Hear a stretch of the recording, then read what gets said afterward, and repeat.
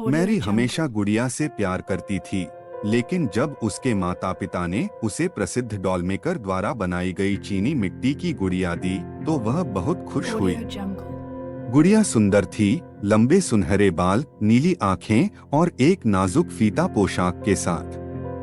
Mary ने गुड़िया को अपने बेडसाइड टेबल पर रख दिया और हर रात वह उसे देखते ही सो जाती। एक रात मैरी अपनी बेडसाइड टेबल से आ रही एक अजीब आवाज से जाग गई। वह लैंप जलाने के लिए पास पहुंची और देखा कि गुड़िया गायब थी। उसने कमरे में इधर-उधर देखा, लेकिन वह नहीं मिली। जैसे ही वह हार मानने वाली थी, उसने अपनी आंख के कोने से हलचल देखी।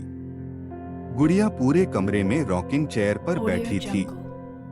मैरी जांच करने के लिए बिस्तर से बाहर निकली, लेकिन जैसे ही वह गुड़िया के करीब पहुंची, उसे कुछ अजीब लगा। गुड़िया का चेहरा अलग था, मानो उसमें कोई नया भाव हो। मैरी ने इसे हिलाया और वापस बिस्तर पर चली गई। अगली रात मैरी ने फिर से शोर सुना। इस बार उसने अपनी आंखें खोली और गुड़िया को अपने बिस्तर के पैर में खड़ा देखा। यह अपनी नई अभिव्यक्ति के साथ उसे घूर रहा था।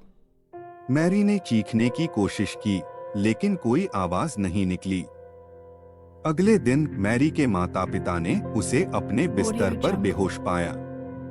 वे उसे अस्पताल ले गए, जहां डॉक्टरों ने उसे नींद पक्षाघात के एक गंभीर मामले का निदान किया। लेकिन मैरी सच्चाई जानती थी। डोलमाकर की गुड़िया में जान आ गई थी और वह उसे परेशान कर रही थी। सालों बाद मैरी अपने बचपन के घर लौट आई। वह अपने पुराने बेडरूम में गई और वहां बेडसाइड टेबल पर गुड़िया माकर की गुड़िया थी। यह अभी भी सुंदर था, लेकिन अब इसका एक नया मालिक था। मैरी ने अपना श्राप अपनी छोटी बहन को दे दिया था।